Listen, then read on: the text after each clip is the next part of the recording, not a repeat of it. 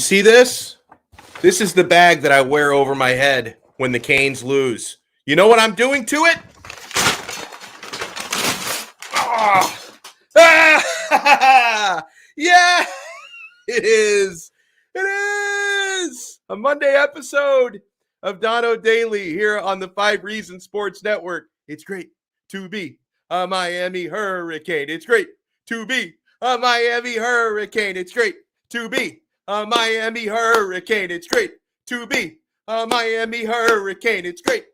I could go on all day with that. Oh my God. What a weekend. What a freaking whirlwind. You guys remember the way that I closed out my show on Friday? I said an on-air prayer. Like I begged on air for Mario Cristobal to forget about Phil Knight's money, forget about old Antifa out there in Oregon, and get your ass back home, get back to South Florida. Because right when we were closing up the show this past Friday, we had just gotten the news during the program from John Cansano from the Oregonian. Mario Cristobal no longer an Oregonian, just so you know. We had just gotten a report from the Oregonian before I got off the air last Friday that they had offered Cristobal in Oregon a lucrative extension, and we didn't know a whole lot on Friday afternoon about whether he was interested in signing that extension or not. He was not interested in signing that extension because he was interested in taking his talents, his coaching talents, to South Florida. Oh, man, it's going to be a great show today. I hope anyway. I'm going to try my best to give you guys a great show. And yeah, I'm repping the U. I busted out this UM polo for the first time in a long time. Haven't worn a whole lot of polos since the pandemic started. I've gotten into the lazy boy sweat routine. And of course, I got a couple of Canes jerseys hanging behind me. Got the Jim Kelly throwback. Got the vintage Ken Dorsey. Not everybody liked my chanting. It's great to be a Miami Hurricane. I give Manny Chang a headache. I'm sorry, Manny. I love you. I want to remind you guys, hey, we're going to be talking with Alfredo Arteaga at 3:15. We started early because I have a lot to say about the coaching search and the AD search at the University of Miami, and I want to address some of the very painful, hateful, spiteful narratives that are out there. So I wanted to start about 15 minutes early. At about 3:15, we're going to be joined by Alfredo Arteaga from 3 Yards Per Carry. We'll talk a little Dolphins with Alf, but he's also a UM fan. So we're going to talk some Cristobal, some Canes with Alf. At about 3:30, we're going to get betting picks with our friends from the Daily Stakes. 3:45, we are going to talk with a good friend of ours who covers the Oregon Ducks. Antoine Staley is going to join us at 3:45. I want to get his take on Cristobal's time at Oregon, on this whole whirlwind process that intensified. It picked up steam on Friday, and now it's Monday, and Mario Cristobal has informed his players at Oregon he's leaving, and he's going to be on a flight to Miami tonight. So we're going to talk about all that with Antoine Staley. I want to remind you, fellas and ladies out there, that we are proudly served by the Quarterdeck Seafood Bar and Neighborhood Grill. The Quarterdeck is the official sports bar of Donno Daily. I think we're going to have another watch party at the Quarterdeck Davy to watch Heat basketball on December 15th. So mark that on your calendars. That's a Wednesday night. I will be out there for that one. It's going to be glorious. Every night and every meal you get at the Quarterdeck is glorious. They've got delicious seafood, the freshest seafood you're going to find right out of the ocean. The oysters, the Maine lobster, the fresh mahi, the sushi. Build your own poke bowl. It's so good. The burgers and sandwiches are to die for. The baby back ribs, the pasta dishes, everything is so good at the Quarterdeck. And you wash it all down with the 2-for-1 happy hour. That's all day, every day. The 2-for-1 happy hour literally never ends. And if you go out there for Saturdays and Sundays to watch football, you know, we're going to be getting bowl season now, and then NFL Sundays are still going strong. You can take advantage of the 5 for $15 ice cold buckets of imported beer, high noon hard seltzer, or mix and match those to your heart's content. If you want to find the location nearest to you or check their menu before you go, visit them on the web at quarterdeckrestaurants.com. The Quarterdeck, come for the food, stay for the fun. And we have an official sports book here on Donno Daily. BetUS.com. BetUS is America's favorite sports book. Yes, you can use it in Florida. Unlike that suspended app, you could use BetUS in Florida. They are online now. They're taking your wagers on NFL, NBA, college football with bowl season coming up, UFC fights, you name it, they've got it at betus.com. They also have the best bonus in the industry. You can access said bonus through this show. When you sign up at betus.com, it's a full-service sports book. It's like having Las Vegas in your pocket on your smartphone. Use our code when you sign up and make your deposit, 5RSN125. When you use our code, they're going to give you a 125% sign-up bonus. Best bonus in the industry, 125% with our code, 5RSN125. And bet sports, play in their online casino, bet horses, pop culture props, you name it, they've got it. You bet, you win, you get paid. BetUS.com. Okay, so as we sit, we're doing this live right now. It's 2:51 p.m. here on Monday. Just wanted to throw that out there for people who may watch this later as a replay on YouTube. Here's the factual stuff that we know about Cristobal and about the AD search at this moment. And I want to remind you guys, you're watching this video, whether you're watching it live or you're watching a replay, smash that like button. Do us a favor, smash the like button and subscribe to 5 Reasons Sports on YouTube. There's going to be a mega cast talking Miami Hurricanes tonight at 9 with the 6 Ring Kane Show. So we're going to celebrate the U here today on Donno Daily. Then we celebrate the U again tonight with the 6 Ring here on 5 Reasons Sports YouTube. So Manny Diaz was informed this morning around 9 a.m., maybe a little bit before that, reports started to come out during the 9 a.m. hour that he is being let go. So Manny Diaz was finally informed today. He's been out recruiting the last several days, despite his job status being uncertain. He was finally informed this morning that he is, in fact, being let go. So that we know. As reported today by Manny Navarro of the Athletic, shout out to Mr. Navarro, good friend, great guy. He reported today, Mario Cristobal going to get on a flight tonight. He's arriving in Miami tonight, will be announced officially as the new head coach of the University of Miami sometime tomorrow. And this is good. Thank you, Manny Chang. We got great Mannies all around here. This is a statement from the coach. My family and I are excited to return home to the University of Miami, which has been so instrumental in shaping me as a person, player, and coach, Mario Cristobal said. This program has an unparalleled tradition and an exciting future ahead of it. I cannot wait to compete for championships and help mold our student athletes into leaders on and off the field who will make our university, our community, and our loyal fan base proud. So, wow, that is really the first statement here from Mario Cristobal actually acknowledging and talking about the Miami job. So everything that we're seeing, hearing, and reading right now, this is history. I mean, Mario Cristobal is becoming now a tapestry in the history of the University of Miami football program. Of course, he's been at the U before, as mentioned in that statement. Grew up in Miami, Columbus grad, played football at Miami, coached at Miami, was a former offensive coordinator. So his orange and green ties run very, very deep, and not the sort of ties that Al Golden wore. I'm talking about figurative ties, not literal ties. I don't want to see any more orange and green neckties on the sideline. I don't want that anymore. So there you go. Barry Jackson of the Miami Herald reported a couple of hours ago, Cristobal is going to sign a 10-year deal worth about $8.5 million per season. Wow. Those figures. Miami's not fucking around. Miami is not messing around throwing out money like that. 10 years, around $8.5 million per season. That's big boy money.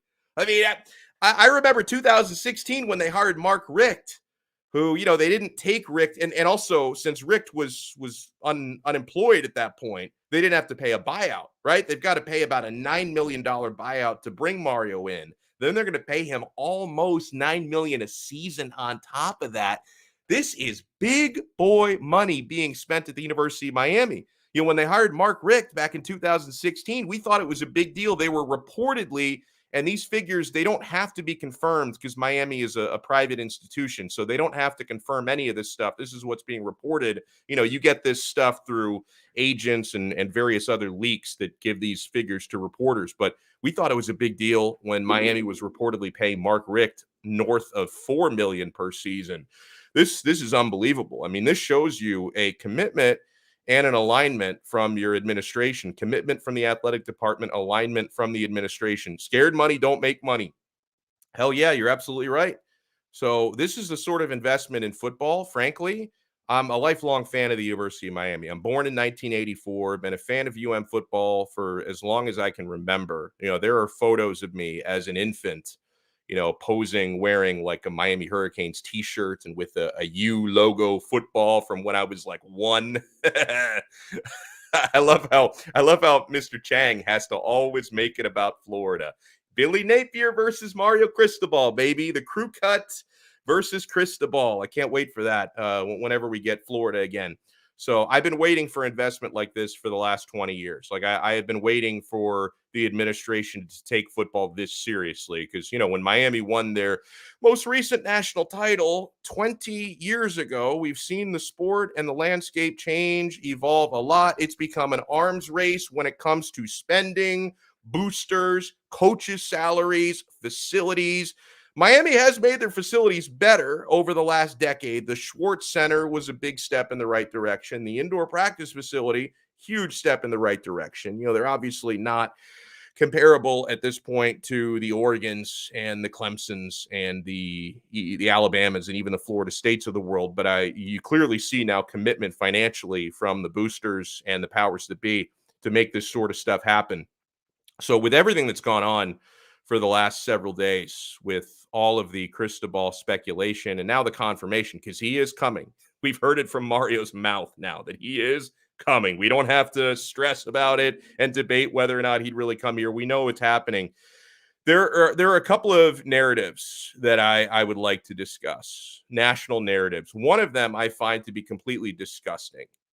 The other of them I find to be debatable, but I want to give you a certain perspective on this. Now, let's start with some of the statements people are throwing around. You've noticed that last week, before we knew Mario was coming, and before the top candidate for the athletic director has emerged since Friday, the narrative surrounding the University of Miami was that the school is broke, right? Everyone was saying that. They got no money, broke boys. What are they going to do? They don't know what they're doing. They're a complete circus. They cannot afford somebody like Mario Cristobal. And the big one, and I may have even said this at some point, so forgive me. The big one was, well, why would Cristobal leave Oregon for Miami? Like, why would you leave the deep pockets of Phil Knight to go to that situation in Miami? And then another narrative was they can't find a serious athletic director. It's not going to happen. Not in your wildest dreams. No AD from a prominent school wants to go to Miami. You heard a lot of stuff like that. Yet, since this past Friday, we see Mario Cristobal. He is on his way, despite the haters saying it wasn't possible and it wasn't going to happen. And Dan Radakovich, who is the AD from Clemson freaking University, is more than likely to become the next athletic director at Miami.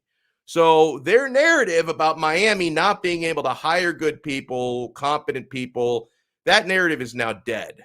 So with those narratives dying hard, what do the haters do? The haters have to move the goalposts.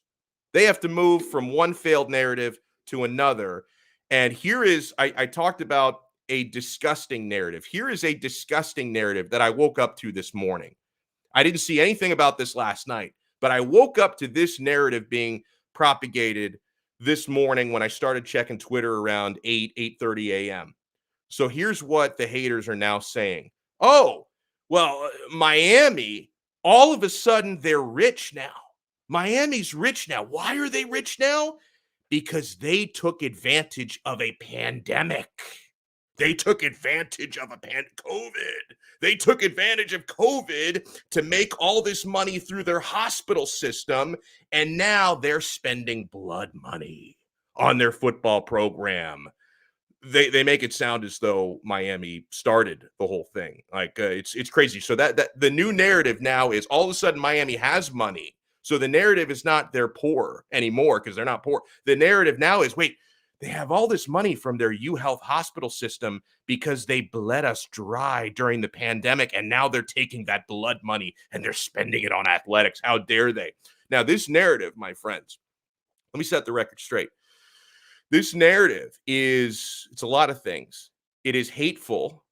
It is false.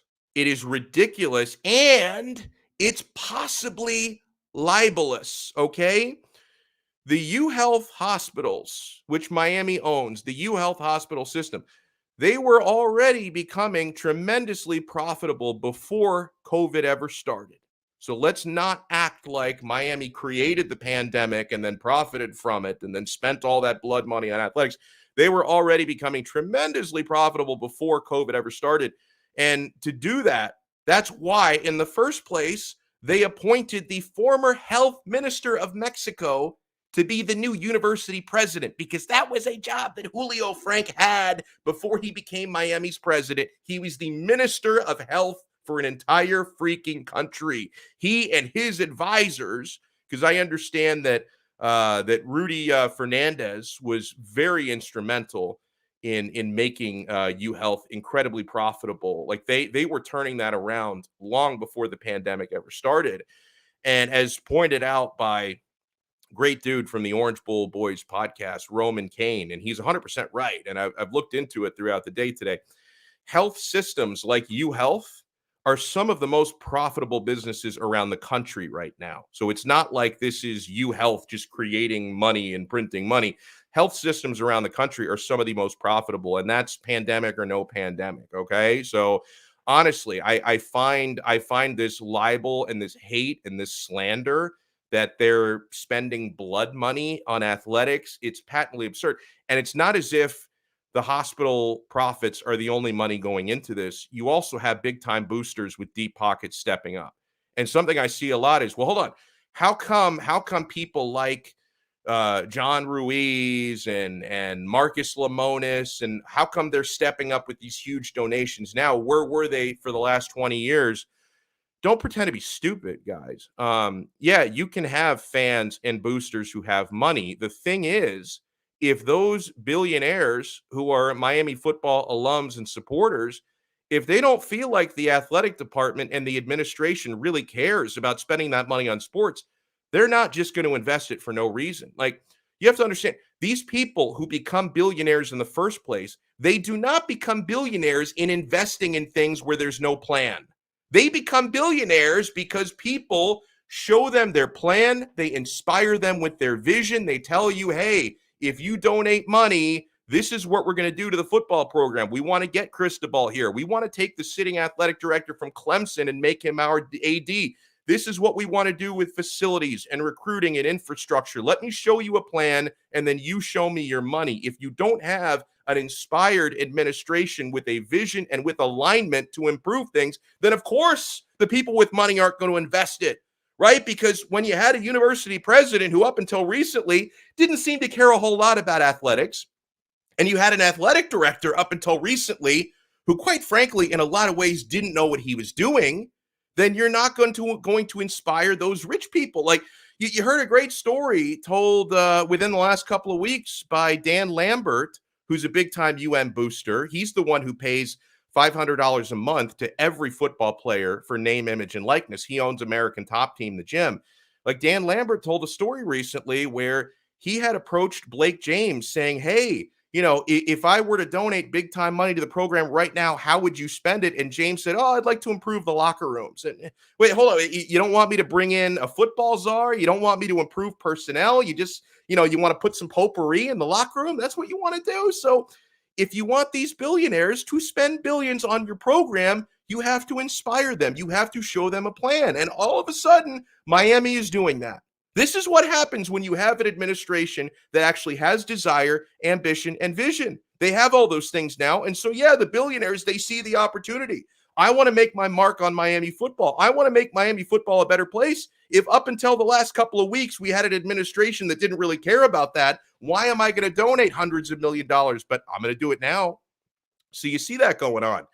Now, the other narrative that's being thrown around, and you're seeing this a lot the last couple days, is how ashamed the University of Miami should be for their treatment of Manny Diaz. Now, on this one's a little bit trickier for me. I'm not just going to completely shoot this one down the way that I shot down the hospital system narrative. On this one, everyone is entitled to their opinion on it. If that's how you feel, that that they should be ashamed for leaving Diaz kind of hanging out in the wind for the last several days or several weeks, depending on how you look at it. If that's how you feel, I'm not going to debunk that. I get it from a human standpoint. It is awkward, it's uncomfortable, and it probably is unfair for any human being to be kept in limbo in your job while your employer is pretty clearly actively out there trying to replace you. Okay, that was what was happening to Diaz, right? He kept recruiting, he kept showing up to work, even though every report was they're trying to get somebody else to do your job. So from a human standpoint, I get it. I wouldn't like to be in that situation. I wouldn't, and I think I've been in that situation before. I suspect that I was at a certain time, and it's not a good place to be in. But you should also consider the fact that situations like this, they're not uncommon in this business. Situations like this, the awkwardness that Manny Diaz has gone through, these are a part of the big time athletics business. Coaches leave places all the time. They leave players high and dry. Even players are now, in recent years, they're able to transfer from year to year. Administrations make rash decisions. It is a cutthroat world. When you're talking about the multi-billion dollar business of college football, it is very cutthroat out there. Plus, the people who are so outraged about what Manny Diaz has gone through, they seem to have conveniently forgotten what Manny Diaz did to Temple 3 years ago. So if you want to talk about the two-way street, and I know two wrongs don't make a right. Like this doesn't excuse the way that Manny Diaz handled it, this doesn't excuse the way that Miami handled Manny Diaz, but it does add some context to the situation, okay? 3 years ago, let's not forget, Manny Diaz signed on. He signed a contract to become Temple's new head football coach. He did a news conference. He started recruiting. And then less than 3 weeks later, after being announced as Temple's head coach, he bailed on those players and he bailed on that university to go and become Miami's head coach. And I'm not throwing that out there to insult Manny Diaz. I'm just throwing that out there to remind people that this is a two-way street. And stuff like that happens a lot when it comes to the coaching business, the administration business, athletic director business. Even players leave teammates and coaches high and dry all the time, man. It's just the reality. And again, I didn't want to bring that up to bash Manny Diaz. I just wanted to bring it up for context because you know what? I wish Diaz well. I'll get more on that in a second. Okay. Now, and another thing, now it's really going to sound like I'm bashing Diaz, but bear with me here for a second for the whole crowd. And it's mostly Gator fans, Seminole fans, people who cover other universities that are throwing this out there to really try to make Miami look bad. I don't want to be that guy to start throwing around dollar figures and talking about money, but I'm going to be that guy here for a second.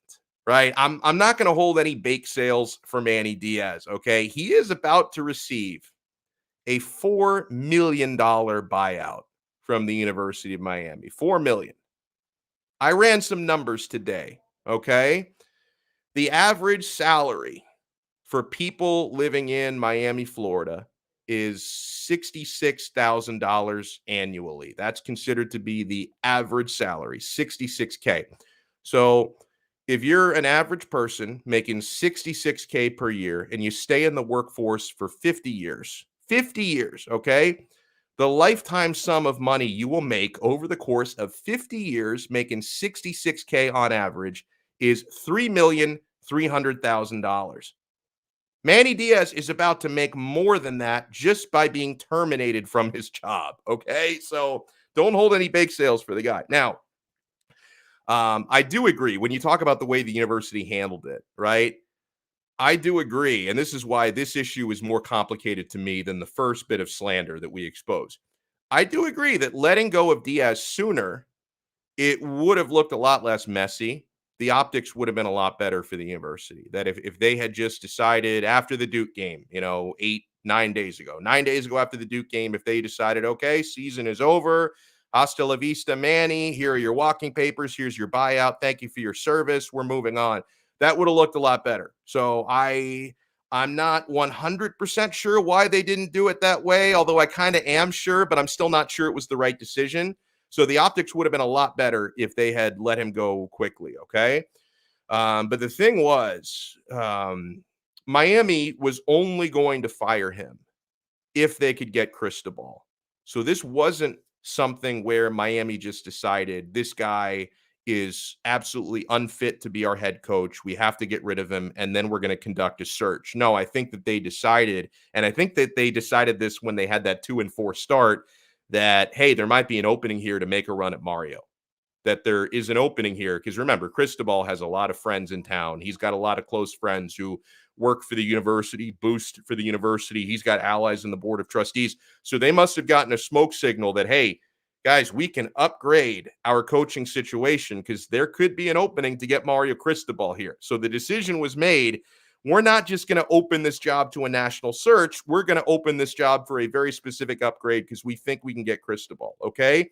Now, unfortunately, during this process, which did become pretty messy, a lot of very noisy, leaky boosters, board of trustees members, they started leaking information and reports that should have never been leaked in the first place. And I think a lot of it was agenda driven. We talked about this a lot last week, that one of the reasons why, if you logged on to Twitter on any day of the week last week, you'd have one guy saying, yeah, Alonzo Highsmith is about to be named the new AD. No, Gino Torretta about to be named the new AD. I think they're going to keep Manny Diaz. They're going to hire Lane Kiffin. They're going to hire Mario. You talk to 5 different people, you get 5 different stories, and they all have a source who's close to the situation, because Miami had a lot of trustees, members, and boosters who wanted to get their guy here, and they wanted this thing to end their way. And so they were leaking information that would fit their own agenda. So the process was ugly, okay?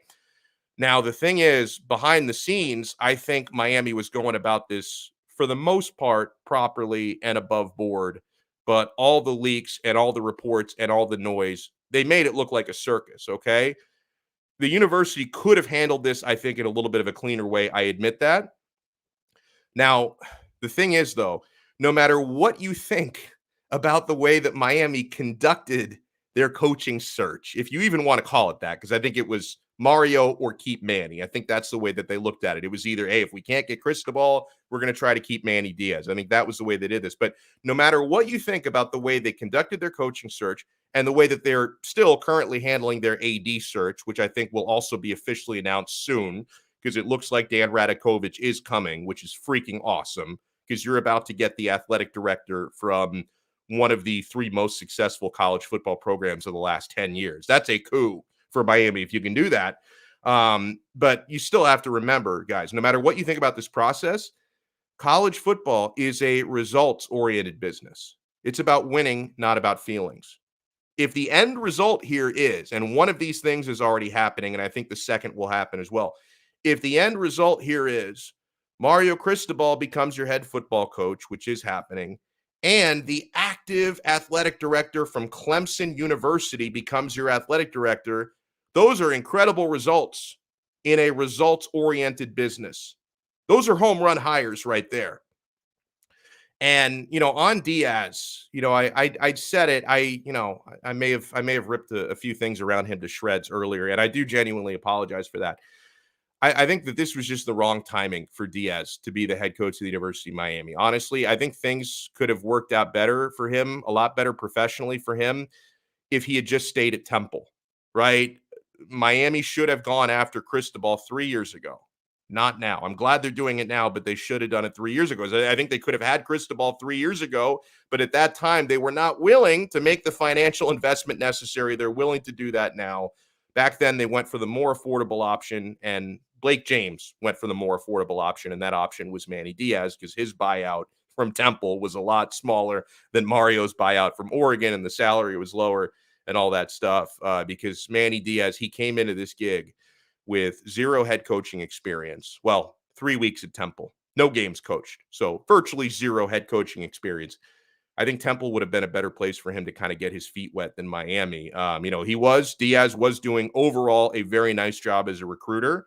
Class of 2021, balling. 2022, there wasn't a whole lot there, but the class of 2021 was absolutely balling. The young quarterback was balling. But when it came to preparing his players for game day and managing things on game day, I'll never forget 4th and 14. It just wasn't good enough. It just was not good enough for Manny Diaz. Maybe that was good enough for the ambition that Miami had a year ago, 2 years ago, 3 years ago. It's not good enough for the ambition that Miami has now. I love Diaz's passion. I like the turnover chain. I love his energy. But now that Miami's administration is actually serious about investing and competing for championships, and the boosters are stepping up to donate, Miami needs to upgrade everything. And it's not just the facilities, the infrastructure. They also need to upgrade the coaching, and they want to do that. This is a very exciting time to be a Miami Hurricane. And I did see a couple people mention this in the chat. We're going to bring on Alfredo Arteaga in just a moment, by the way. He's in the waiting room, and he's smiling because he's a Miami fan as well. Yeah, I see some noise about Joe Brady, who was let go from Carolina, and he's, one of the most successful passing coordinators of all time. What he did at LSU a couple of years ago with Joe Burrow.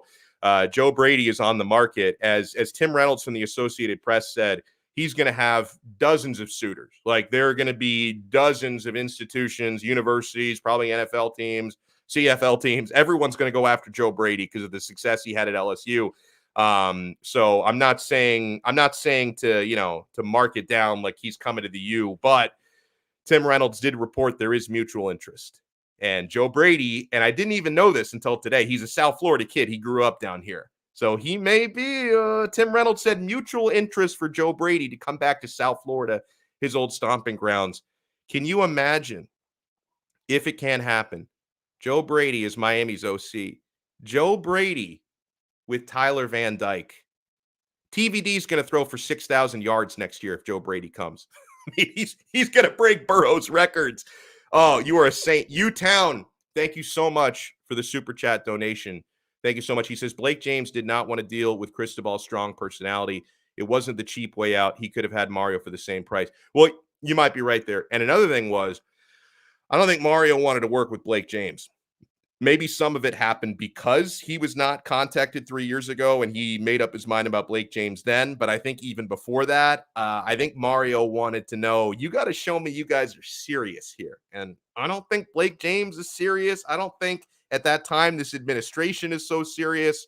So that's a great comment. That's a good point. Oh, yeah. So Joe Brady, pride of Pembroke Pines. I love it. All right, let's bring on the pride of 3 yards per carry and our Dolphins coverage here on the 5 Reasons Sports Network. Alfredo Arteaga. And I do want to get to some Dolphins, but I want to talk a lot of Canes with you as well, Alfredo, given what's going on today. It's so nice to see your face. It's nice to see your hat. I love it. How are you? Oh, I'm doing great. I don't know what happened. Is there any news or anything that I'm not aware of? Nothing's going on. Just another day. No, Manny Diaz still the coach. Nothing going on. Awesome. Yeah, I can't wait for that Duke game.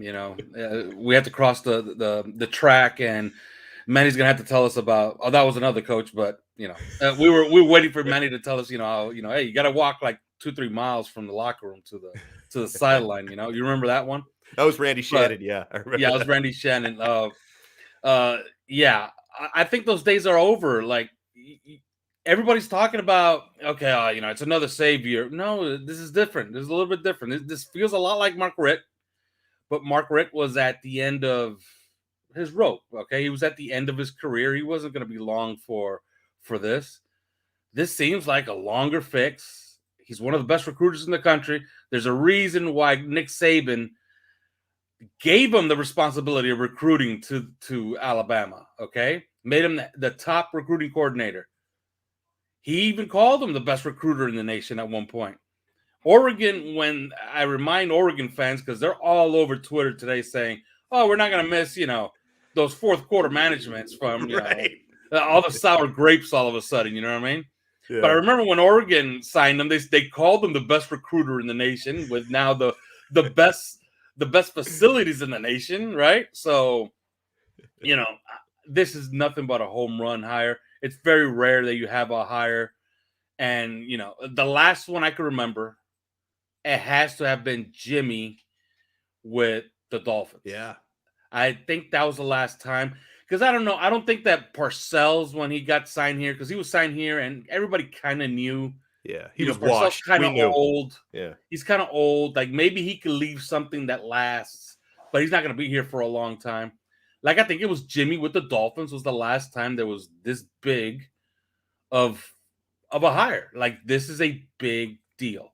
Miami moves from irrelevant, and I was on your show like about a month ago saying, you know what, this thing might be over. Okay, like we're never gonna get back there. Like Yeah. we're all. In fact, I even said we were all gonna die before seeing this team in the national championship game. Well, all of that changed, and all of that changed. You know why? A commitment. All it Yep. took was somebody to say, you know what? Here's the money. Let's go do this. And I would have sold short. Look, they got the Clemson AD. Mario's on board. You talked about Joe Brady. Joe Brady is my neighbor, Donno. I live in Miami Lakes. Really? Yes. I did Joe not Brady know has that. a house very nearby. Like I get in my car and I could drive to Joe Brady's house. It'll take me 2 minutes. Well, if you see him around the neighborhood, try to get some information. Try to nudge him down to Coral Gables, please. I do know this. Look, I may or may not have a pretty good connection to Joe Brady, and I can tell you, he was really hot after the Atlanta Falcons job last year. Yeah. He interviewed for it. He really wants to be an NFL head coach. He still feels he could have been a pretty good NFL OC, but he had a falling out with Matt Rule. Maybe he sours on the NFL experience, and wow, how enticing is that? Here's a Heisman candidate quarterback. Here's a newly minted coach with all the goodwill you can have. Come BOC at University of Miami, and maybe have a nice little 2-3 year run. You're a head coach in the NFL in 2-3 years. Yeah, I think it's a hell of a selling point. Yeah. Pony up what it's gonna take. Like I don't know how much. Like what, $1 million, $1.5 million to get Joe Brady, something like that. Do it. It's time. You already got Mario Cristobal. All right, might as well. Let's go for it all. By the way, I'd love to hear your take on this question from Perfect Q. Was it smart to hire Mario before hiring an AD? I mean, to me, Alf, it seems like this has been kind of all happening in concert. Now, maybe this wasn't a situation where, because I know some people thought they're going to hire the AD first, and then the AD will choose the head coach. So they're doing it kind of all at the same time. But I mean, I am almost positive that there's probably even been some communication, maybe even between Radakovich and Cristobal. That wouldn't surprise me, but I'm sure there's been communications with both of them to the administration, and I would imagine they both approve of each other. So I'm sure that they are perfectly willing to work with one another. Yeah, I would think so. I would think so. Radakovich, I believe, has a Miami connection as well. Yeah, grad school here. Yeah. So you never know if they cross paths there. Because I tried to look if there was an SEC connection, because he's been at Clemson forever. So that's the ACC. I don't know if he's had any interaction with SEC recruiting circles, because they're very similar. But no, I couldn't find any. But then I saw, hey, he's a Miami boy. Maybe they've crossed paths down here. Maybe this is something that they talked about. Could be. Maybe they say, you know what? Down the road, the right situation pops up, the right money comes up. It could be our show down there, and I can't see how this is anything but a home run hire. And I knew it was going to be a pretty good offseason for the Canes when you had two pretty strong candidates showing a lot of interest, and you got your number one choice. Like, come on. You had Mario Cristobal and Lane Kiffin basically hinting like, hey, offer it, and I'm there in a second. And you got your number one choice. You got the guy you wanted.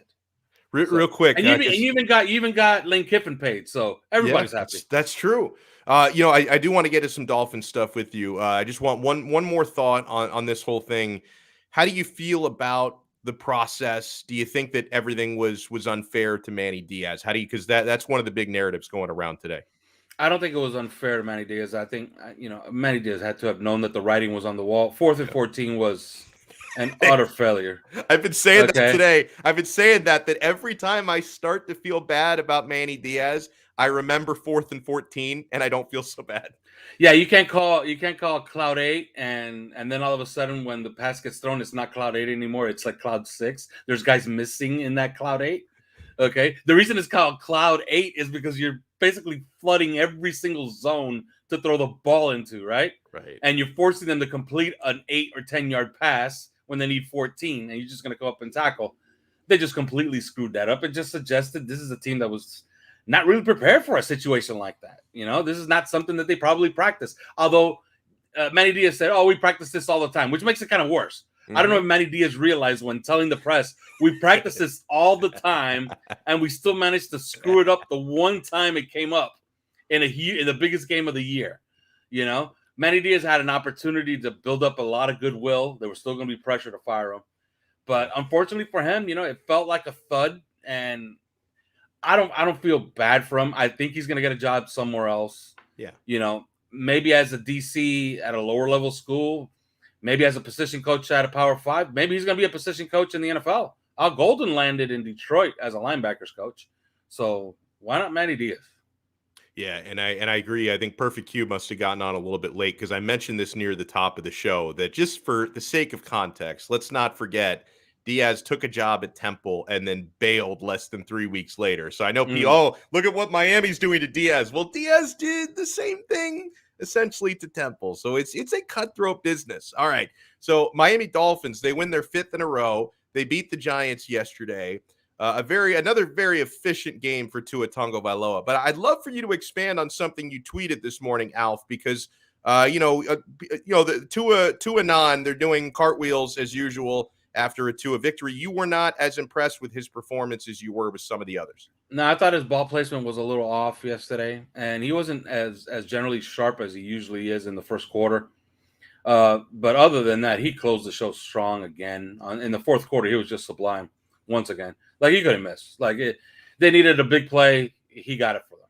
This team has turned into defense and hand the ball to Tua, and Tua will bring us home. And that formula is working for them, and I think it's going to work for them for a pretty long time. As you look at that schedule, it's getting softer by the second, all right? So New Orleans is getting worse by the week. Tennessee's losing guys, constantly. And come on, are you really quaking your boots over Ryan Tannehill, on the road? I'm not. If you're afraid of Ryan Tannehill, then, we're wasting our time here talking about this win streak, all right? Oh, so you're kind of setting up a showdown game at home to close out the season against the New England Patriots. And yeah, that's what we were here for. You want to play meaningful games. You want to play games that matter. You want to have a little bit of nervousness on a Sunday morning instead of apathy, which is what we had for most of the year. But it's going to beg the question. At the end of the season, look, they get to do something very, very special. Every team, there's a team that wins the Super Bowl every single year. Yeah. There's a team that makes there's 2 teams that make the Super Bowl every single year. You have 8 division champions. You don't usually have a team that starts 1-7 and finishes in the playoffs. So they get to do something that will be remembered for a very long time. They're in the midst of it. It's time to complete it. But it is going to beg the questions in the offseason. Like, what the hell were you doing for those first 2 months? What do you think the record is going to be at the end of the year? And I agree with you. The New England game, Week 18, that could decide their playoff fate. How do you think that this is going to play out for the next 5 weeks and 4 games? I think they're going to win out. I think they have the formula in place. I think that the fear and the danger is that Tennessee game. I don't think that they'll lose to New England to close out the season. I think they'll beat them. Mm-hmm. I think the Tennessee game is the only one that's the danger. Like, that's the difference between 9-8 and 10-7 for this team.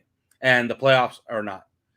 Because I think Tennessee might be a little healthier by then, and they're going to need that game. Tennessee's going to need that game. That's going to be an all-hands-on-deck game for Tennessee because the Colts are hard charging on them. So, yeah, that's the only danger. But I really do believe this team is good enough to win out. I love it. Fantastic stuff, man. Alfredo Arteaga, 3 yards per carry here on the 5 Reasons Sports Network. When's the next episode dropping? Tonight? Yeah, tonight. Late tonight. Me and Chris Kaufman will huddle around a microphone and talk Dolphins, Giants, and the bye week. I love it. And Bills Patriots. Pretty big game tonight. That's a huge Dolphin one tonight. Fans. Who you got some numbers. I got some numbers for you. Oh, I think the Bills are going to win tonight, but I got some numbers for you. Okay. The Dolphins, if they win out, are 86% to make the playoffs, regardless of the finish. Oh, okay. But if Buffalo wins tonight and New England loses one more game, and they still have Buffalo one more time in the schedule, and they have the Colts one more time in the schedule, the Dolphins are 96% for the playoffs. So let's work on 96%, right? So go Buffalo tonight. I love it. Alf, thank you so much, man. Enjoy the rest of your week. Thank you for having me, and go Canes. Go Canes and go Dolphins as well. Good stuff there. Guys, I want to remind you, and it's funny, we're going to get more into the Monday night game. Alf teased us, he brought it up there. We're going to get more into it with our buddy Nick from the Daily Stakes. Guys, we are so honored here on Donno Daily. We have a sportsbook partner and we have the best betting advice partner. So everything is in synergy with the other stuff. And you guys need to be checking out the dailystakes.com. They will change the way that you bet on sports. They empower you with the same analytics that are used not by a bozo like me, but the analytics that are used by both the sharps and the sports book. Their founders, Nick and Dylan, they're massive sports fans. They also come from professional backgrounds in financial modeling, corporate consulting, and data analytics. So they're a lot more intelligent than I am right off the bat. And they understand all aspects of the sports betting industry inside and out, from the eye test, which is important, but not on its own, because you also need the analytics, the trends, and you need to know how to harness this knowledge to give you the edge that you need to win. They will give you that at thedailystakes.com. They offer comprehensive coverage of all the major sports leagues, which we all enjoy, like the NFL, the NBA, NHL, Major League Baseball, and the UFC. Their track record is proven and transparent. So they are not grifters. They're not going to give you, they're not going to go 1-4 on their picks heading into the weekend. And then after the weekend, oh yeah, we went 5-0 last week. You hear some losers in the gambling space try to do that. The Daily Stakes, they do not do that. They are completely transparent. If you become a member at their site, you unlock exclusive perks like weekly giveaways and contests. And when you become a member, you can unlock an all sports trial. This is a great way to get started. Unlock an all sports trial for 7 days for only 99 cents. And then once you complete that trial and you're very satisfied, you can unlock either the sports league of your choice, like the NFL or the NBA, for just $14.99 a month, or the best deal of them all, the all sports plan, which is only $29.99 a month. That is the best deal in this space, especially given the accuracy of their picks. You're not going to find a deal like this. Play smarter and bet smarter with the Daily Stakes. Sign up today at thedailystakes.com and check out their weekly podcast as well. And of course, one of the founders and a gentleman who is a big part of that podcast, Nick from thedailystakes.com, joins us. Nick, how you doing, man? Oh, you're still muted, sir. Sorry about that. How's it going? There he is. There it is. It's been a while. It's been a couple weeks. Yeah, man. How's everything going for you, man? And you're up there in Montreal, so you're enjoying your hockey, I'm sure. How's everything been? It's been great. Honestly, hockey has been rolling out, but it just started snowing recently, so it's not the most pleasant weather condition. I see it. In fact, I follow, including you and our buddy Mass and Dylan. I follow some folks who live up in that area. I'm down here in Miami, where it's probably not snowed since the Ice Age, right? So when I see these snow pictures, I'm like, you know what? That's not bad. Like, I don't know if I want to live in it, but I don't mind, once in a blue moon seeing snow. It's a nice winter wonderland up there. So do some sledding or whatever you guys do up there. It's nice to look at, but it's not nice to live in. When you gotta have to shovel your car out of the snow, especially in the morning, it's not pleasant. Jesus, well, I do not envy that. Now, I want to get into some games with you, sir. So you are the NBA specialist from the Daily Stakes, and we've had some conversations throughout this season about just how Jekyll and Hyde the Miami Heat have been, and they're dealing with injury issues right now. The Bam Adebayo thing is very unfortunate. They're expecting Jimmy Butler back tonight, which is huge because he was really missed the other night in Milwaukee. So I am looking, Nick, at Miami Heat tonight hosting the Memphis Grizzlies. Heat are 4.5-point favorites here. The over-under is 214. And you guys at the Daily Stakes, like I always tell people, you're so good with your player props as well. And I completely lean on you guys for that. So you look at this Heat-Grizzlies game tonight. What do you like, if anything, in this one? Yeah, man. Coming into this game, the Miami Heat, these guys have been a hard team to figure out. The games that you expect them to win, they end up losing outright. The games that you expect them to lose, they end up covering the spread and more. So it's been a toss-up, especially with the current lineup. I mean, they started the season off tremendously strong and kind of, I guess, stabilized over the last couple of games. There are a couple of things here that are very interesting to people who will bet on tonight's game. I mean, you have the Heat and the Grizzlies that are entering tonight's matchup, and they're kind of the best over total point teams in the NBA at the moment. The Grizzlies are 14-9 in the over, and the Heat are 15-9 on the over. Both hitting over 60%. And the Heat are actually 5-1 in over the last 6 games. And that's because the Heat have lost kind of Jimmy Butler, so the general hasn't been on the floor. Then you have players like Tyler Hero who comes out and just kind of drains 3-pointers from the 3-point arc, and the defense hasn't been as strong, especially with Bam Adebayo being injured. So that's why the over has been there for, I would say, the Heat. And then you kind of look at the Grizzlies side. John Morant, their superstar, is injured. But surprisingly, they kind of just hit a milestone in the NBA by beating Oklahoma by, over 70 points in a game that no one thought was ever possible. They actually broke a record where the Miami Heat used to be the team with the largest margin of defeat. So thank God they took that away from the team that I root for. Exactly. So for tonight's game, the Heat started the game off strong. Well, the season off strong, hitting all the unders. And now we're kind of leaning towards the over in tonight's matchup, just given their recency bias with what type of players are going to be on the floor. You got Tyler Hero that's going to suit up Kyle Lowry, Duncan Robinson. He's starting to find a bit of his footing. He's still kind of in between. And then on the Grizzlies side, you have Desmond Bane, Dylan Brooks. These guys are starting to kind of gain into their footing and have built some confidence over the last couple of games that they played without John Morant. So just given everything that's been going on and the high tempo that the Grizzlies play, I think that the game is going to go over the 214 points. Now, you mentioned, Nick, that at times this season, the Heat have been kind of a tough team to get a handle on betting-wise. What have the teams been so far this year that have really been money for you? And I say this very confidently. I say it all the time on our podcast. The Cleveland Cavaliers on the plus money spread, if it's over plus 3, you're getting them at a steal. Wow. It doesn't make any, like, you're playing against the Cleveland. Coming into the season, I didn't think they were going to be as good as they are because they took on Lauri Markkanen, and this guy was washed up in the Bulls, so he started to find his footing. But you got Jarrett Allen, you got Evan Mobley. All these individuals are just kind of coming together, and their backcourt is huge, close to 7 feet tall, and they're playing that next level games. Darius Garland, this guy's putting up maybe over 25 points a game, and just yesterday they came in as underdogs against the Utah Jazz. They were losing by more than 12 points, and they ended up covering the spread, losing by 1 point. So the Cavaliers have been money. The Phoenix Suns have also been been money. They just came off a 17-game win streak, most of the times covering the spread, especially when they're low single-digit favorites. That's a time when you want to take them. Low single-digit favorites, under 5 points. That's great stuff here. Nick from thedailystakes.com joins us. Monday Night Football tonight. This is a big one. We've had some decent Monday night games this year. This one's a huge game, no matter what teams you root for. This is a big game in the NFL. Big game for anybody who has a horse in the race in the AFC East, of course.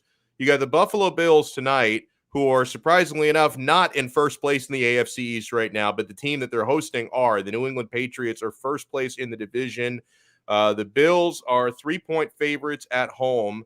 The over-under is 40.5 in this one. Who do you like, and what do you like between New England and Buffalo? It's a good question. This one's a tough one to look at. I mean, it's Monday Night Football. Books usually adjust for the public. People are chasing their losses for what happened on the weekend. Yeah. So there's I sure am. There's a lot of action going everywhere.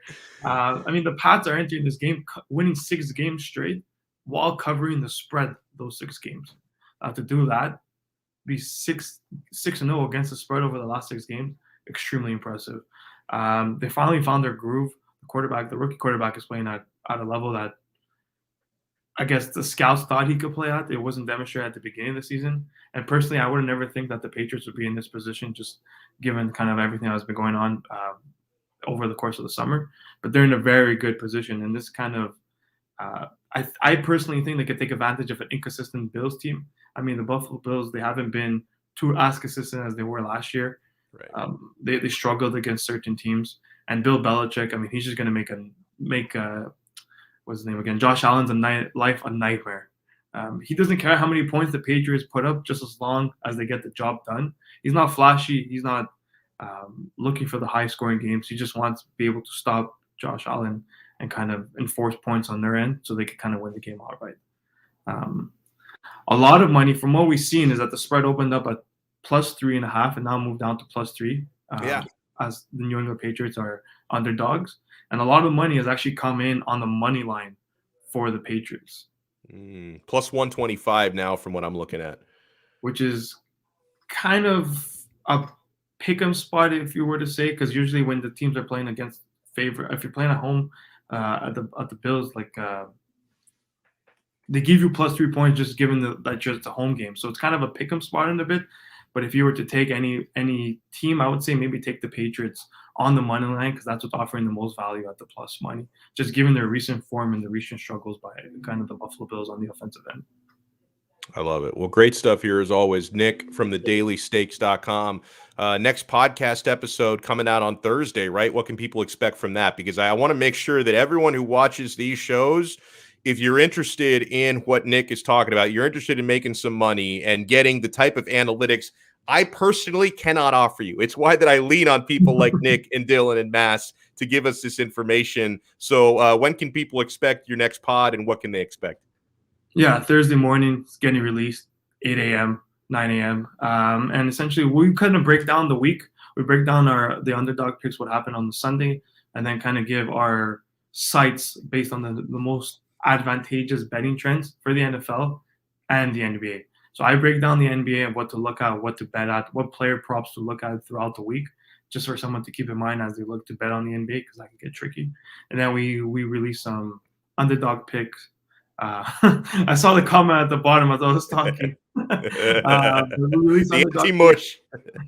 And the best segment is our player prop segment. Yeah. Because to be honest, the player prop segment has been money for both the NBA and the NFL. So I'd recommend if you're going to tune into the podcast, wait for the player prop segment, something you want to listen to. And it kind of gives you insight as to what to do also if for those that are involved in season long fantasy.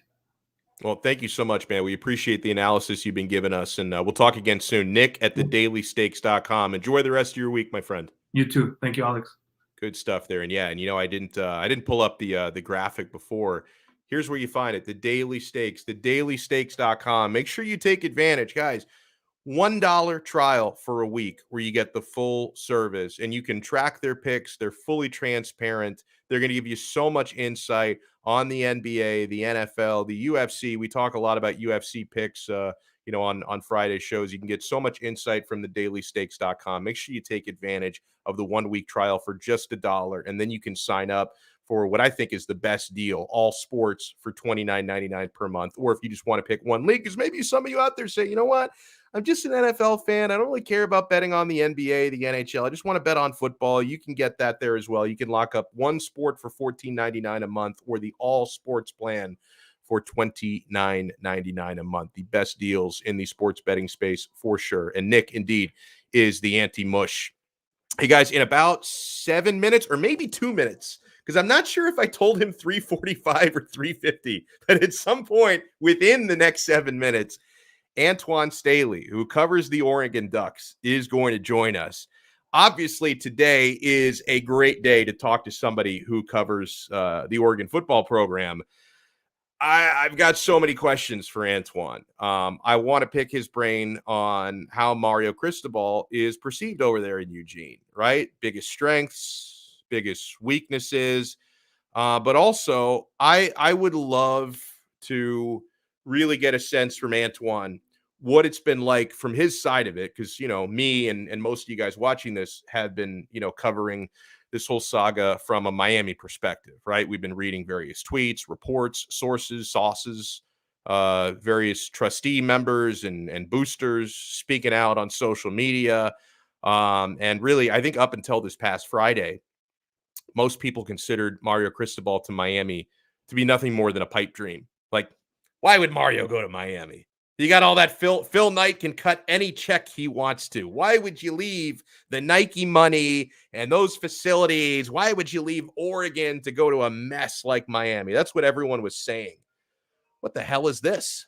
I'm getting a phone call. Oh my God, guys, I can't believe this is unfolding here. So you see this? FSU Phone-a-thon is calling me right now. I get calls from a lot of telemarketers.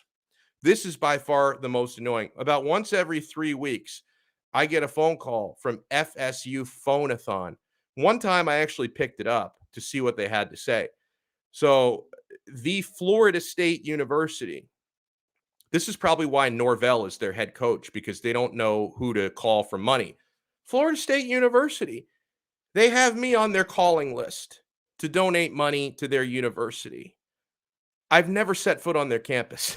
I've never been to Tallahassee. Never set foot on their campus. I didn't even apply there. Like I only applied to the University of Miami. Thank God I got in, because otherwise, I don't know, I would have gone to a community college, probably something like that. I only applied to Miami, never applied to Florida State, never talked to anyone who went to Florida. Well, I think I had a few friends from high school, but you get my point. There's no rational reason under the sun why the Florida State University would have me on their call to donate money list. It's completely nonsensical. Never enrolled there, never stepped foot on campus, never even been there. It's ridiculous. And the time that I picked up the phone, I just want to see what the hell's going on. Why are you calling me? Well, sir, we have you in our esteemed alumni base, and we would like to see if you'd like to give something back to Florida State University. No, I'm not part of your quote-unquote esteemed alumni base. I mean, first of all, probably the average GPA coming out of that school is like a 2.1. How esteemed that really is, I don't know. But there's no reason why they would have me on their list. And I even told them, I told the person on the phone, I am a University of Miami alum. I'm a University of Miami graduate.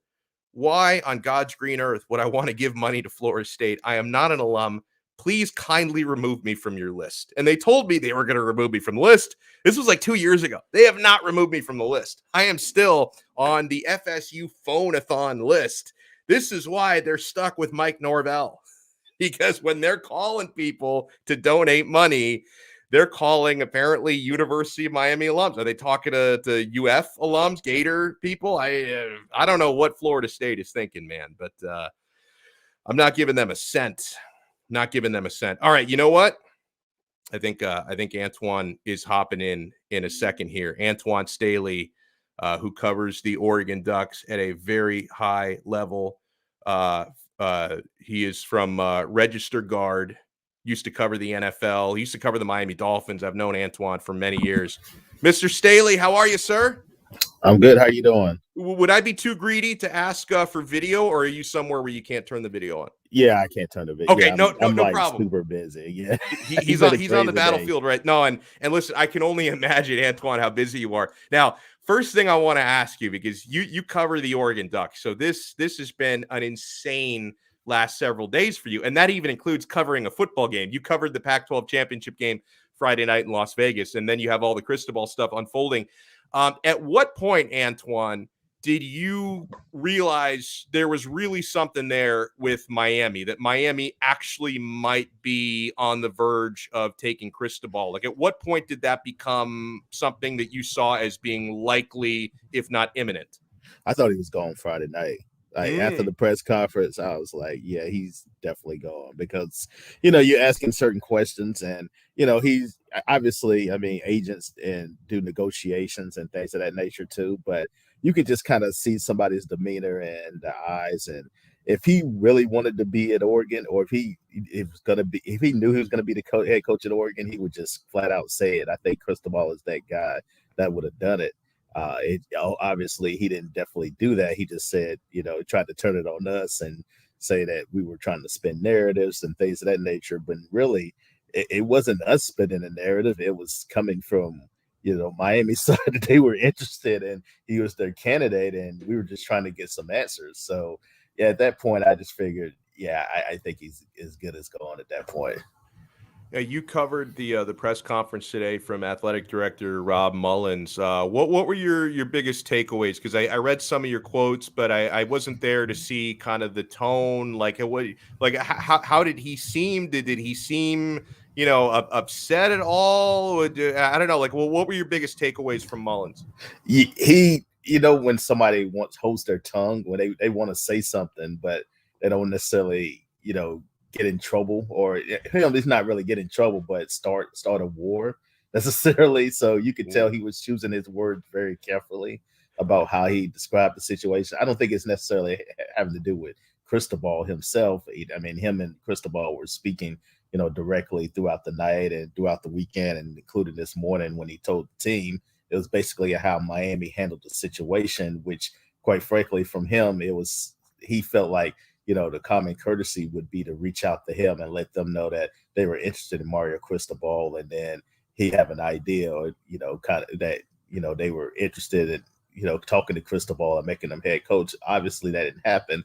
I don't know if that's necessarily having to do with Miami not officially having an athletic director or not, Could but be. yeah, they didn't necessarily take those steps to do that. So they really rubbed him the wrong way, and he kind of said it without actually saying it during the press conference, and he was definitely not happy about that. Is there any buzz around Eugene as to, where they're going to look with their coaching search, or is it too early to think about any names in your opinion? I mean, I got some particular, names that I would definitely look at, but I got back into town when the news broke, to be completely honest with you, because I was still in Vegas for a weekend, and I don't blame you for hanging stuff around Vegas for a couple extra days. I would have done the exact same thing. Yeah, so I figured I might as well just make a weekend of it, but I had no idea that this would all go down. But yeah, I mean, I think it's too early to tell, really, because they're still trying to figure out who their interim head coach is going to be just for the bowl game, simply because we don't know who Mario's going to take with him to Miami. And, obviously Oregon is without an offensive coordinator. Jordan Moorhead ended up leaving, going to Akron.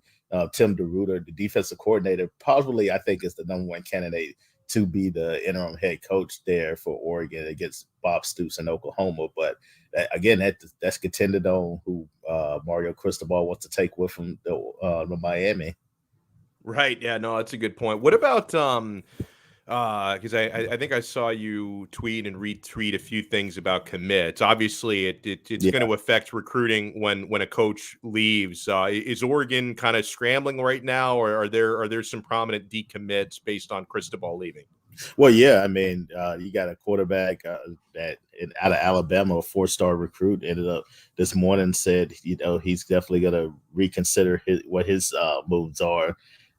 Because in light of this too, as well, that's really the only prominent name that's come out of this. But I imagine, especially with early signing day, they want to get a head coach in there to try to keep as many of the recruits as possible. They had coming into the day, they had top 10 recruiting class, number 9 in the country.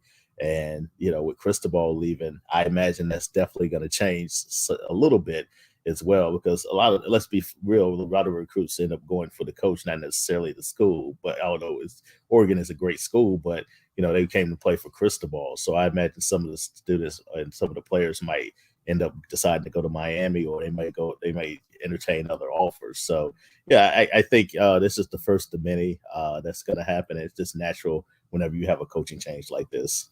Now, since Mario's been at Oregon, I've followed him from a certain sense because of his Miami ties. Obviously, not as close as you do, being on the Oregon Ducks beat. So I would love your opinion, and also, in addition to your opinion, the perceptions on Cristobal, his biggest strengths and his biggest weaknesses as a head football coach. Well, obviously the recruiting. I think Miami's been dying to get. I mean, I know Manny Diaz did some good things as far as recruiting, but you're going to get a guy that had to recruit nationally at Oregon at times. So, yeah, a lot of recruits came from California, but he was able to get recruits from South Florida, get recruits from Texas, all over the country, really. And that's what you're getting out of Mario Cristobal. Somebody that's just relentless and can, sell anything, to anybody, really, to be quite honest with you. So I think that's the first and foremost, the strengths of Cristobal. I think the weaknesses, I think a lot of people talked about, if you looked at the Pac-12 championship and really the matchups against Utah, the second matchup looked just like the first one.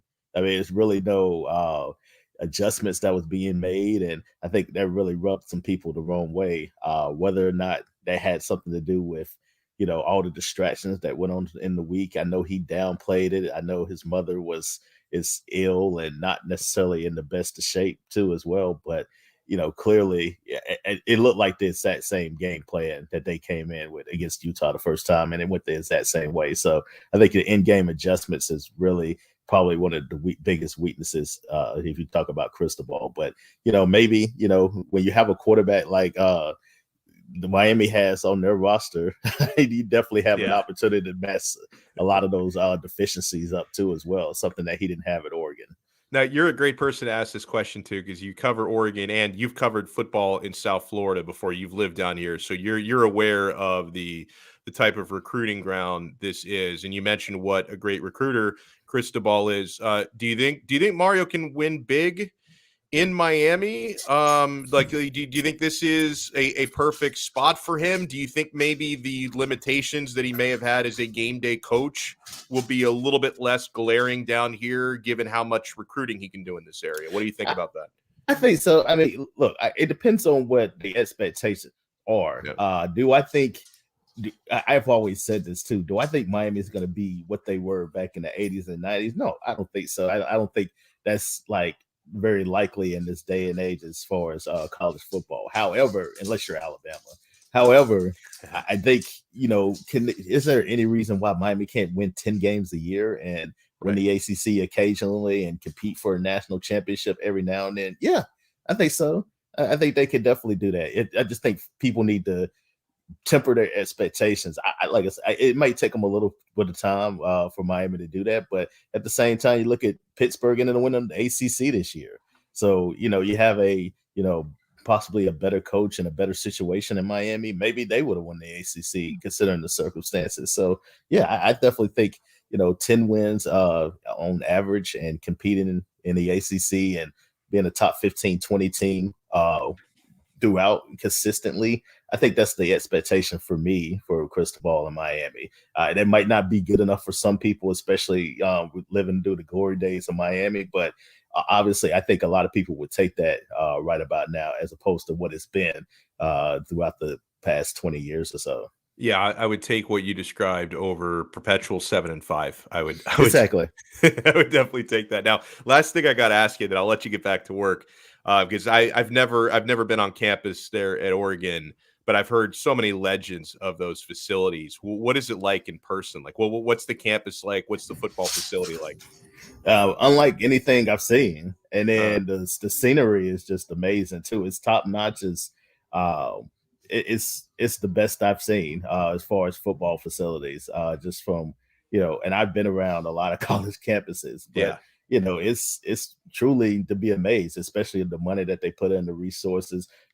Anybody who comes to Oregon, they're gonna have just top-notch everything you can have, and that's why I think it made the decision a little bit difficult for Mario too as well. If it wasn't the home element of it, right, and maybe the situation with his mother, I think he would have stayed. But the fact of the matter is, sometimes going home and his mother missing him on the other side of the country, I think that had a lot of pull and a lot of reason why he ended up going back to Miami. Well, I appreciate you, sir. Antoine Staley, thank you so much for the time. Enjoy the rest of your day and, try to get some sleep this week. I'm sure there's a lot of writing to do. Yeah, I'm trying to, man. You take it easy, Donno. Thanks so much, man. Awesome dude there. He covers the Oregon Ducks for Register Guard. Great to pick his brain as a beat writer.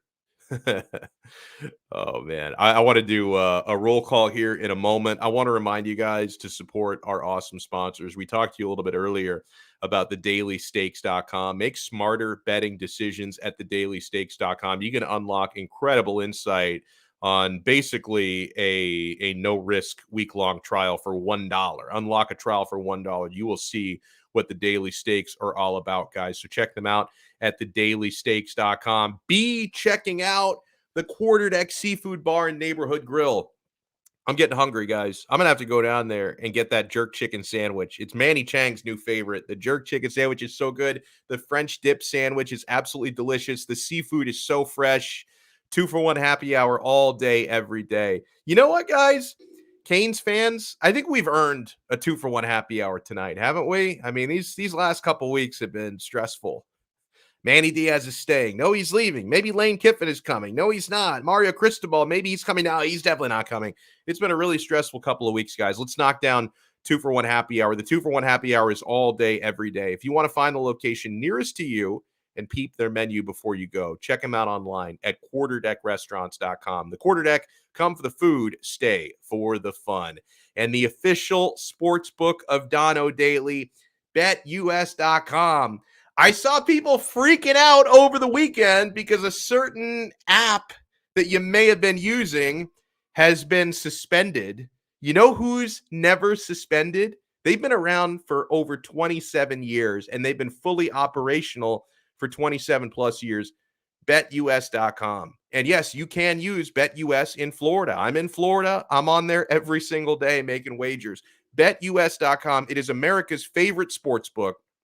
They have the best customer service.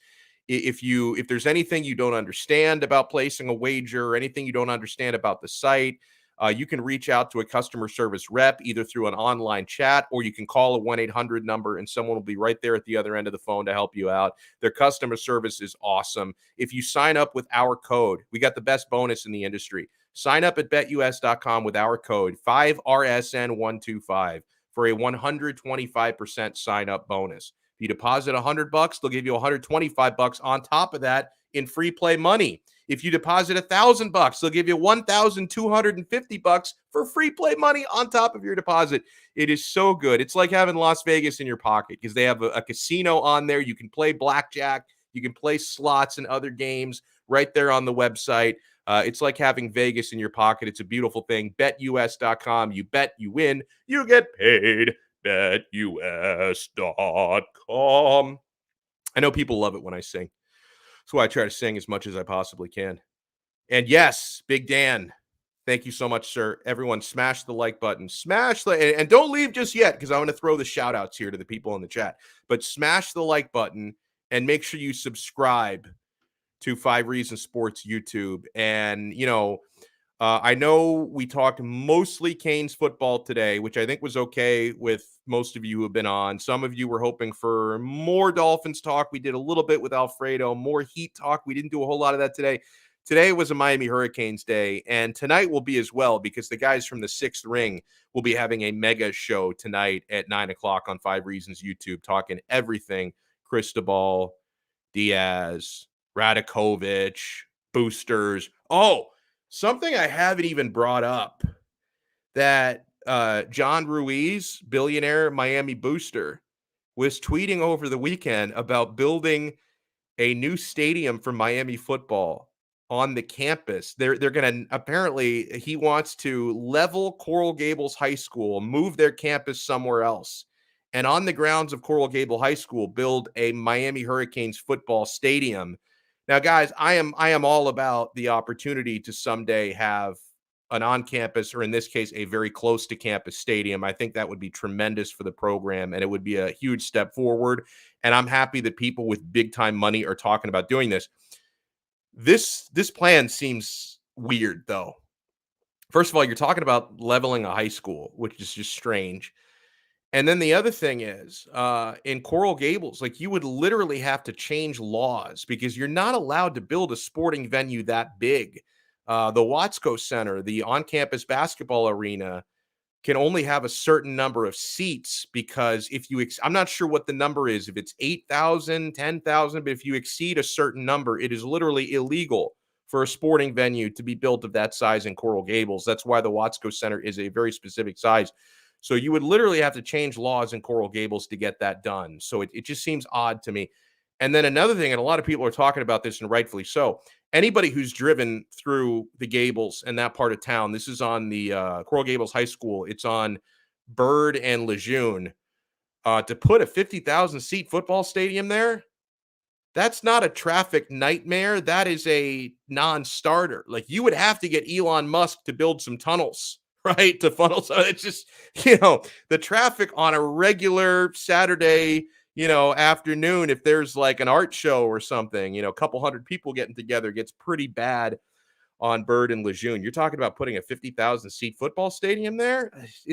Listen, again, I'm glad people with billions of dollars are talking about donating money to build a new Miami football stadium, but I don't know if that specific plan has any realistic merit whatsoever, man. Oh, not going to happen. John Ruiz, the city council of Coral Gables, will not allow it. I agree. Like, are you still not allowed to have a pickup truck parked in your driveway in Coral Gables? Because that's another law. Coral Gables has some weird laws. There are no sorority houses at the University of Miami because Coral Gables considers if you have a certain number of women living together, it's by law considered a brothel. So you're not allowed to build sorority. There are some weird ass laws, antiquated, weird laws in Coral Gables. I don't think that specific plan is ever going to happen in a million years. And yeah, the traffic would be insane there. Oh, I agree with this one by Tanya. Tropical Park. Yes, it's very close to campus, but it's not Coral Gables. There's a ton of freaking land there. Like Tropical Park is freaking gigantic. I went to somebody's party a couple years ago at Tropical Park, got lost in there. It's ridiculous. There's plenty of room at Tropical, but build a stadium at Tropical Park. Let's do that. So Tanya, thank you so much for tuning in. Yeah, never happening in the Gables, she writes. I agree. Kurt Kelly, thank you so much. My stepbrother was on the Kane staff 2 years ago, but left for another job. Good thing he did. Yeah, I mean, if he hadn't left then, he'd probably be forced out now. So the timing was good, Kurt. The timing was very good. And you and your brother know better than anybody. That's the business of college football. Changes, comings and goings, mass firings, because when new coaches come in, they don't necessarily keep a whole lot of people from the previous staff. So yeah, man, it's the nature of the beast there. John, thank you so much for tuning in. Big Dan. Oh, I love Big Dan. He's one of the great cheerleaders for this show. He's always telling people to smash the like button. And I agree. Smash the like button and subscribe. IMAX, my favorite video screen. Thank you so much. I want to see, man, we got a new Matrix movie coming soon. God, I'd love to see that on one of your screens, sir. I'm going to get out there and make that happen. David, thank you so much. David is a religious viewer of this program, as is Big Dan 305. I think I already shouted him out, but I start to get, you see a lot of the same names coming up and it gets in your mind. I don't know who I've shouted out, who I haven't. Gianmarco, my paisano, thank you so much for watching. I think Gianmarco is not only a South Florida sports fan, but he is an Internazionale Milano fan as well. Boy, we smashed Roma on Saturday. No mercy. It was Cobra Kai. We swept the leg 3-0. Humiliated Jose Mourinho. Oh, that was beautiful. I'm gonna watch the first half again, I think, today, because all the goals were scored in the first half. Baby Shaq 569, thank you so much for watching. AGCD, thank you so much for watching. Noho Metrang 305. I apologize for butchering your name, or at least your screen name there. Oh, he says, big question is, will we get Joe Brady as the offensive coordinator? I've been praying to God for that all day. So hope, and you know what? I'm going to have my son tell Santa Claus that that's what he wants for Christmas. Joe Brady is the Miami offensive coordinator. Tim Reynolds from the Associated Press, he did say that there's mutual interest. Now, Joe Brady, he's going to be like the Bachelorette. Everyone's going to be vying for his affections. Like, he's going to have so many suitors. Like, there's going to be like a reality show of like 64 institutions competing for Joe Brady. He does have the South Florida ties. Pembroke Pines, born and raised. And apparently there is at least some mutual interest for him in Miami. So, make him happy, cut the check. Joe Brady and Tyler Van Dyke, Heisman. That's a Heisman right there. Tyler Van Dyke and Joe Brady, 6,000 yards passing, 50 touchdowns, 3 interceptions. Ooh. 14 wins, 15-0. If you win the CFP, what would you be? 15-0? Yeah, 15-0, no problem. I love it. Sam, thank you so much for watching. Alex M, love this dude. Oh, he's talking Dolphins. I hope we make the playoffs and fire Flores. I don't think both of those things will happen, unfortunately for you. I think that if they make the playoffs, they're not getting rid of Flo. Sorry. Chris, the Miami Hurricane, thank you. Hey, everyone. When is the vid going to drop for the Mario intro? And can't wait to see the Mario Cristobal show. Well, Mario, I think they're going to have a news conference tomorrow. So they're going to officially introduce Mario tomorrow. And hopefully tomorrow, the next day, the day after that, they introduce Dan Radakovich. Let me introduce Manny Chang. Manny. The other Manny, not to be confused with Manny Diaz. I'm looking at Manny in the waiting room for the show, just staring blankly at the screen. Maybe I thought maybe he wanted to come in, but I think I just woke him up. I don't know what he's doing over there. Ray Grullon, howdy, Ray. Thank you so much for tuning in. Would be sweet to come down to the Pats game, win, and get into the wild card just to see Belichick face looking constipated. Yeah, that guy hasn't pooped since 2000. He's been constipated for 21 years, but he's won a lot of Super Bowls during that time. 6 championships. I'll take it. Anthony, thank you so much for tuning. Oh, can I read? Sorry, I missed your comment from before. Hold on. Is this the one? Oh, panel with Mario's deal finalized. Who are your favorites for his coordinator positions? I don't even know where to start with defensive coordinator. I would have said Pipe Dream Venables, but Venables is spoken for now. And the only reason why I would have said that is because apparently his athletic director is coming down here, but he's off the table. So a defensive coordinator, I don't know where to start. Offensive coordinator, I'm all in with Joe Brady. You guys know that. I'd love that to happen. Canes fan 1993. I wish my job would fire me and give me $6 million to sit home. I mean, I think it's $4 million, but either way, I'm with you. I ran the numbers by you guys. The average Miamian, the average human being in Miami makes $66,000 per year.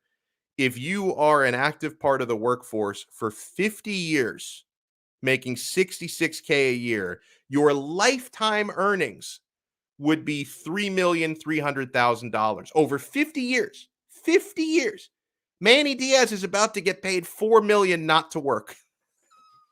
Don't feel too bad for the guy. Like, it was awkward, uncomfortable. Like, feel bad for his pride, but you don't have to hold any bake sales for the guy. He'll be all right, okay? Stone Michael, thank you so much for tuning in. Perfect Q. Method, thank you so much. And yeah, I mean, Manny Diaz, he's not dumb. He's known for the past week, if not longer than that, what's happening here. Dave Collins, thank you so much for tuning in. Ronald Luke, thank you so much. Bishop Sycamore's finest, who wanted us to get on with the Dolphins talk, Donno. Stop wasting our time with this Canes talk. How dare you? Now I'm seeing Manny applauding me down there. We did a little bit of Dolphins talk. I asked Alfredo why he thought Tua Tagovailoa was not overly impressive yesterday. Ronnie, thank you so much. Let's see. PB Matthew, if we get Joe Brady, America is in trouble. I mean, it depends on your perspective. I mean, I'm an American and I love the U. So I think getting Joe Brady at Miami, my friends, that would make America great again. You know what I'm saying? Too soon? Sorry. Let's see who else has been watching. Oh man, a huge thank you again for the super chat from Utown, the generous $5 donation. Thank you so much, sir. I appreciate it. Canes fan Duke, Joe Brady next. Let's hope, man. Let's hope. Nicholas says the same thing. Love it. I think I've shouted out Big Dan. May I please jump in here for a second, please? I was trying to bring you on 2 minutes ago. So I have a serious question. A couple of years ago, Randy Shannon had the number one overall recruiting class with high-paid assistants, but yet nothing was done. Well, hold on. I don't think he had high-paid assistants. Number one recruiting class, yes. But I don't know where you're coming up with this high-paid assistant thing. Well, not high-paid assistants, but I guess assistants that were qualified, you would probably say, right? Yeah, I guess. So most of the qualified assistants were fired by Larry Coker a couple years before that to try to save his job. That's right. But Larry Coker fired like every good assistant just to take the blame off of him. Well, true. But I mean, like, would they really need a Joe Brady here on offense? Oh, are you kidding? I mean, listen, I think so, yeah, because he's a quarterback whisperer. Joe Brady and Tyler Van Dyke, they would conquer the world. I mean, China would surrender to the United States. Russia would surrender. Like, we would create a global empire. It'd be over. America would never have to go to war again. They'd be too afraid of the Joe Brady, Tyler Van Dyke combination. They'd be quaking in their boots. Alfredo, thank you. I'm glad Manny got him the link. He was asking for the link to the show earlier. I'm glad we took him up. No name, thank you. The U is back. I'm not even going to say that yet. I'm not even going to say that, but you can't be back until you invest in your program, get the right head coach, and get your house in order. So they're working on that right now. They're working on getting their house in order. And then someday, God willing, the U will be back. Kane fan 1993, thank you. Hugo Drago, which is a great name. Thank you so much, Hugo. Oh, I don't even know what kind of lettering that is. So I don't know who to shout out, but Oh, he said, are there hooligan fans in American football like European? No, there's not actually. And if you do not know, then will you know that fans in Europe are very crazy fanatics? Yes, I do know that they're very crazy. I'm an Italian soccer fan. I know very well that European fans are crazy. We don't really have hooligans for American football. I wouldn't mind it. Like I think Manny Chang would be a hooligan if hooligans existed for that. Drew Boo, I think he was talking about my singing. Cringe. How dare you, Drew? I'm classically trained. Billy, thank you so much for watching. Swerve. Please stop, he said, before he said cringe. I apologize for my singing. And Chug Mo Beer. That's a great name. Chug Mo Beer. I'm on it, sir. I'm going to chug some Mo Beer tonight. Great day to be a Miami Hurricane. The U has a bright future finally. Smash the like button. Canes for life. Yes. All right. So we are going to wrap it up in a moment. Huge shout out and thank you to Antoine Staley for joining us, who covers the Oregon Ducks. A lot of great insight there. Nick from thedailystakes.com helping us win some money. Thank you so much for stopping by. Alfredo Artiaga from 3 Yards Per Carry.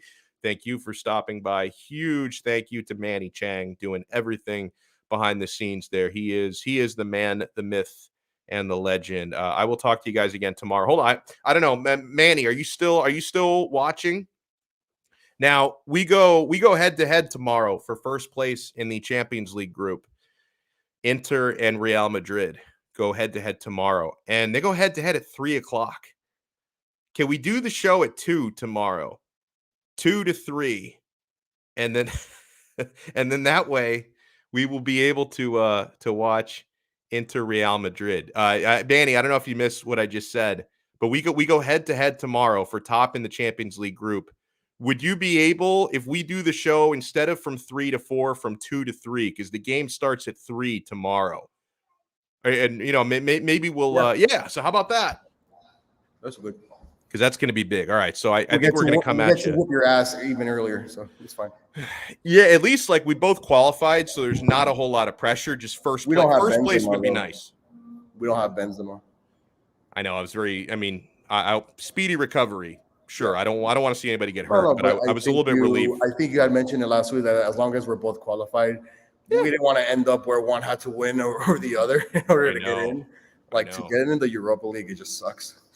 Yeah, it's like a waste of energy. Like to get into the Europa, so it just means you're going to be more tired during the season because you have to play an extra game on Thursday. Like if you're in Champions League, you want to play the extra game on Tuesday or Wednesday, but then Europa League, it's like, oh god, now we're just going to be more tired for the weekend games. It's a pain in the ass. Yep. So no, that shouldn't be a problem. I'm sure our man Brady Hawk will be fine. Oh yeah, he played tonight against the Memphis Grizzlies. Should see Jimmy back tonight. Mm-hmm. Let's see what happens with this team, man. No Bam still. It'll be the first game that Jimmy's back since Chicago, and the first one he's playing without Bam and with Kyle and stuff. So let's see if the offense gets a little bit more consistency because yes, as much as we loved Friday's performance, which to me it was like a heat culture type of win. It wasn't a heat culture type of game the very next night. No, it certainly was not. It was not. So the next night was forgettable. So awesome stuff there, Manny. So we'll talk probably at 2:00 tomorrow because Manny and I are going to have to be shit talking each other during the Real Madrid Inter match in Champions League. We'll talk to everybody again tomorrow. We'll talk probably a lot more heat tomorrow. Brady Hawk's going to join us. We'll talk some Dolphins and some Canes as well on another episode of Donno Daily on the 5 Reasons Sports Network. Ciao.